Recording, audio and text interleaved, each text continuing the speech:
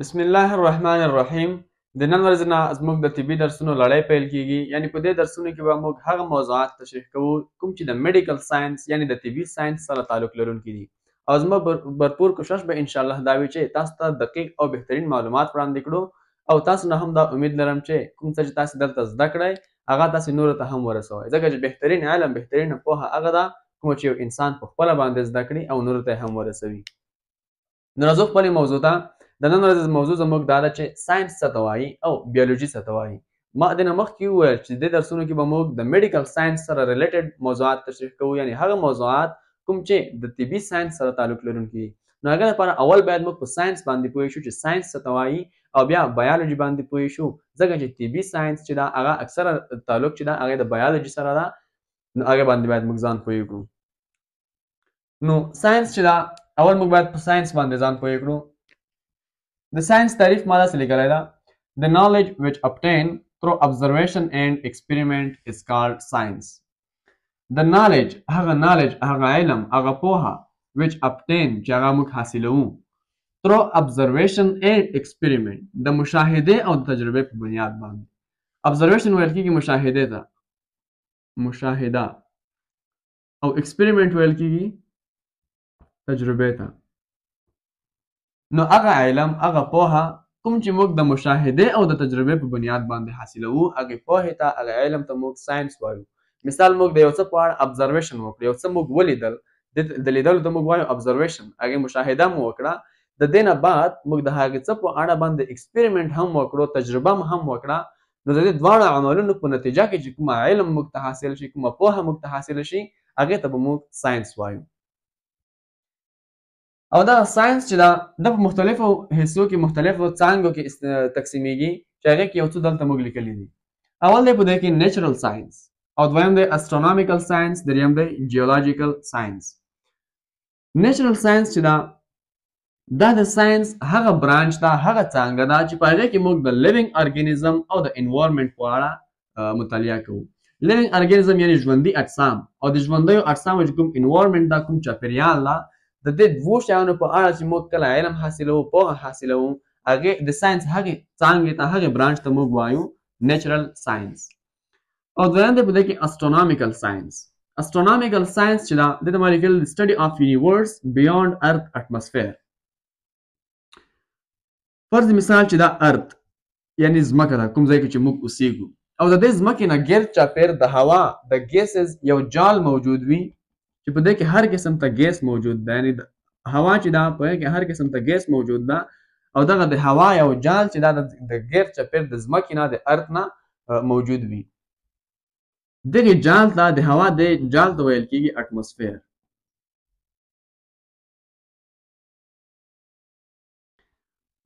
نو اوس اسټرونامیکل ساينس د ساينس هغه څانګه ده، هغه برانچ ده چې په هغې کې موږ سټډي اف یونیورس کوو، د کائنات په اړه موږ مطالعه کوو، علم حاصلوو، خو لیکن بیونډ ارث اټماسفیر، د ارث د ځمکې او د اټماسفیر نه بیونډ، د دې نه مخکې چې څه موجود دي، یعنی دا دوه پکې نه دي، د دې دوه نه بغیر چې په دې کائنات کې نور څه موجود دي، د دې نه مخکې یعنی په هغې کې سټارز، ستوري راځي، سیارې راځي، پلینټس راځي. نو د هغې په اړه چې موږ کله علم حاصلوو، مطالعه کوو، د ساينس هغې څانګې ته موږ وایو اسټرونامیکل ساينس.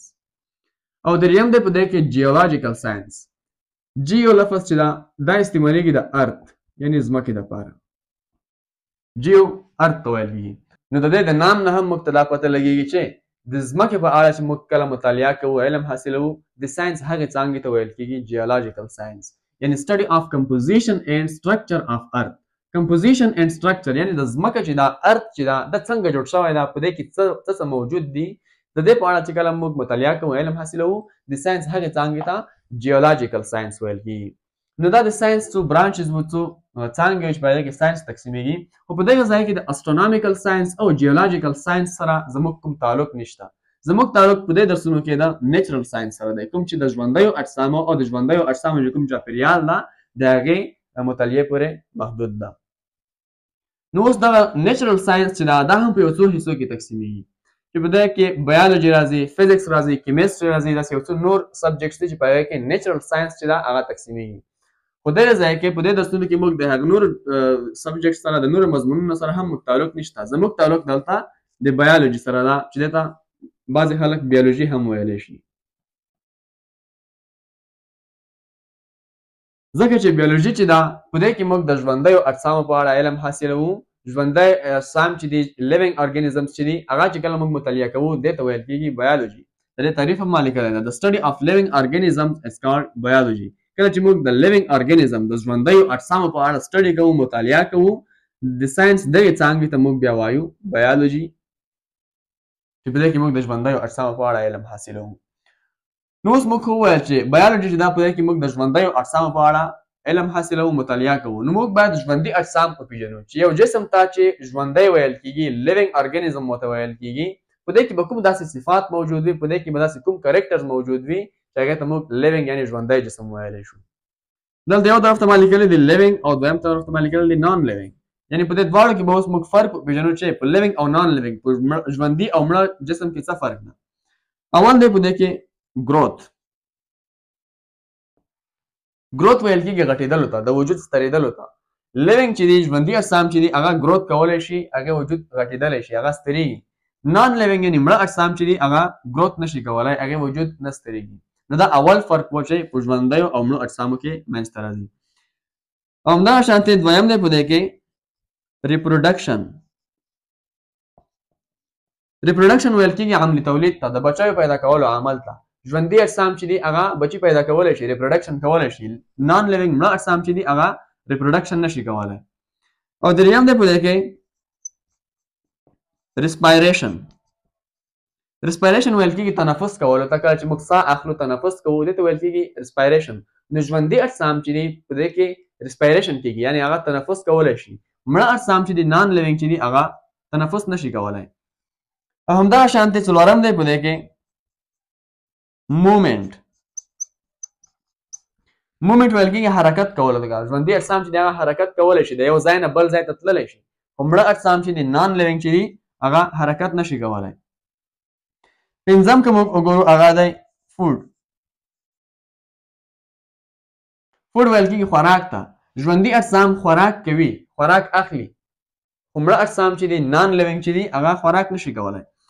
نو دا یو څو فرقونه دي یو څو ډیفرنسز دي چې هغه په ژوندیو او مړو اجسامو کې موږ ته په نظر راځي. نو دغه صفات دغه کرکټر چې په کومو جسمونو کې موجود وي هغې ته به موږ وایو چې دا لیوینګ باډي ده یعنې ژوندی جسم ده. او په کوم کې چې نه وي موجود هغې ته به موږ وایو چې دا نان لیوینګ یعنې یو مړ جسم دی هغه ژوندی نه دی. مثال که دلته موږ د مرکر او د انسان تفاوت وکړو. مرکر چې دا یو مړ جسم ده دا نان لیوینګ ده. نو اوس ګروت چې ده هغه مرکر ګروت نشي کولی غټېدلی نشي. خو زه انسان یو ژوندی جسم یم زه ګروت کولی شم زما وجود غټېږي سترېږي. همدغه شانتې ریپروډکشن. مرکر چې دا هغه بچي نشي پیدا کولی ریپروډکشن نشي کولی. او انسان چې دا هغه بچي پیدا کولی شي هغه ریپروډکشن کولی شي. همدغه شانتې ریسپایریشن ده.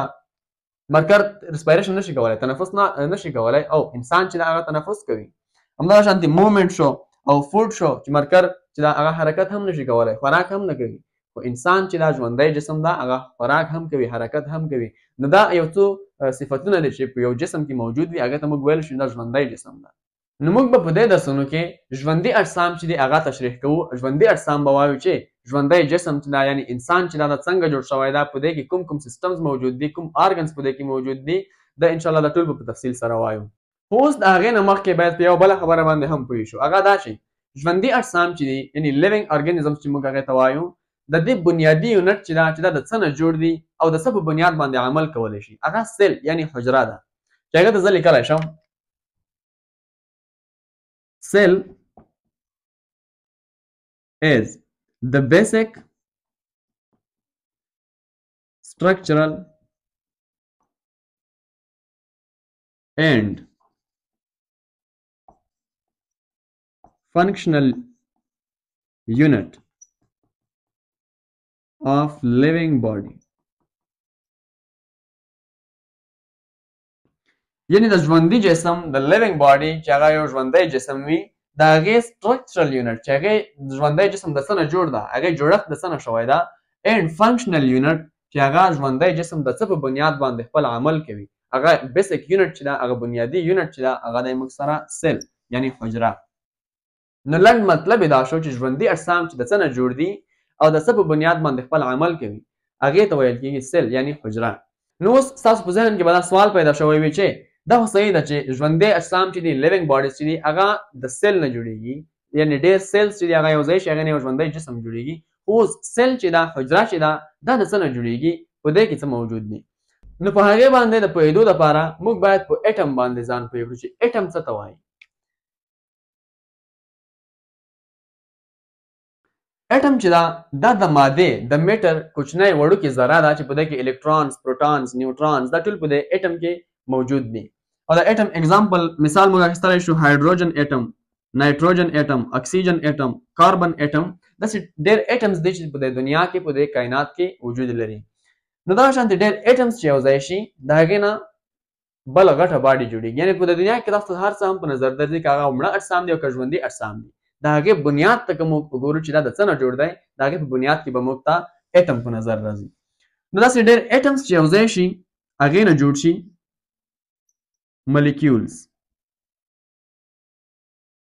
یعنې ډېر اټم په خاص ترتیب کې یو ځای شي د هغې نه ملیکیولز جوړ شي.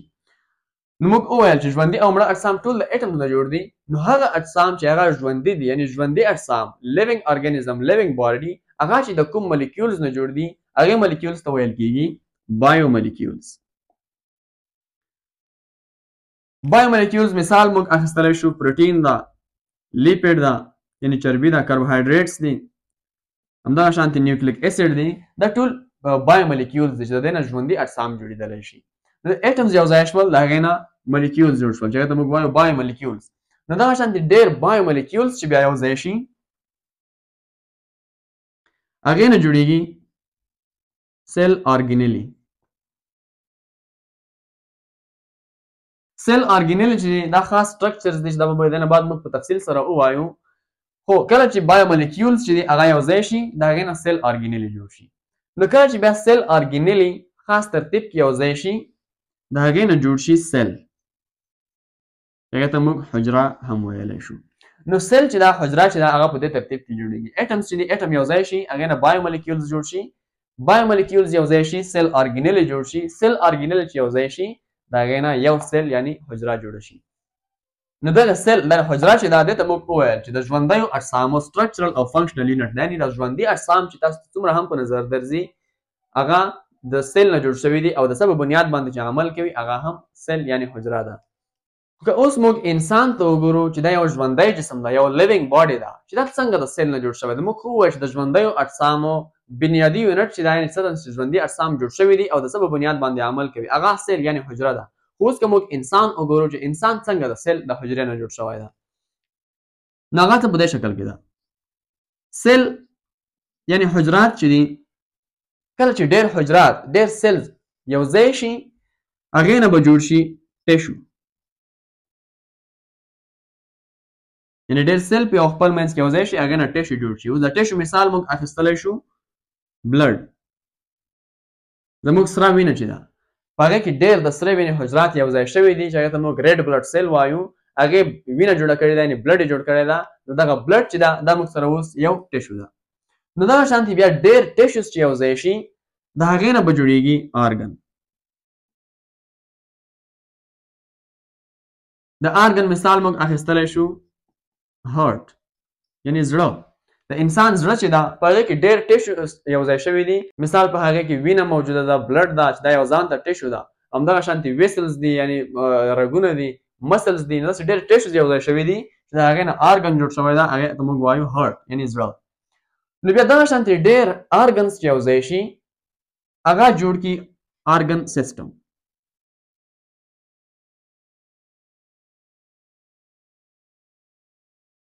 د آرګن سیسټم مثال موږ واخلو ډایجسټیو سیسټم، د انسان د هاضمې سیسټم.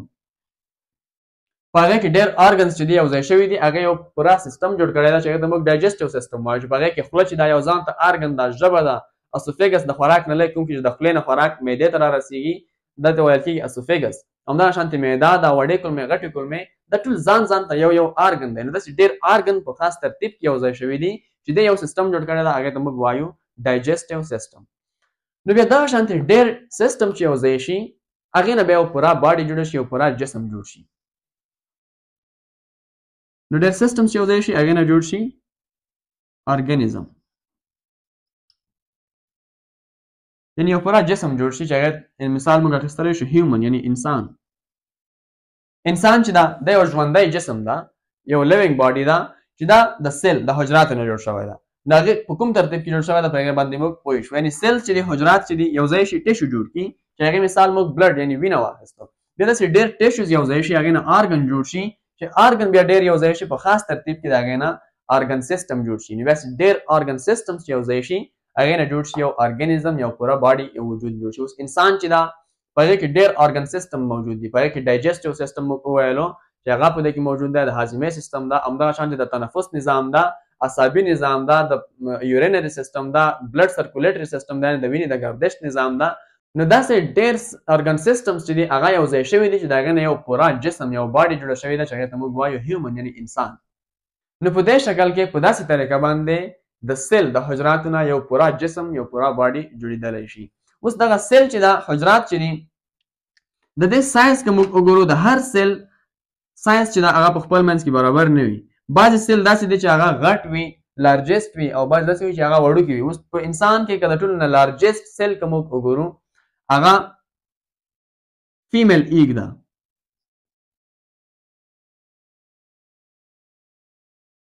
چې هغې ته اوم هم ویلی شو نو دا یو لارجسټ د ټولو نه غټ سیل غټه حجره ده او همدغه شانتې وړوکی سیل که وګورو چې هغې سایز وړوکی وي هغه میل سپم دی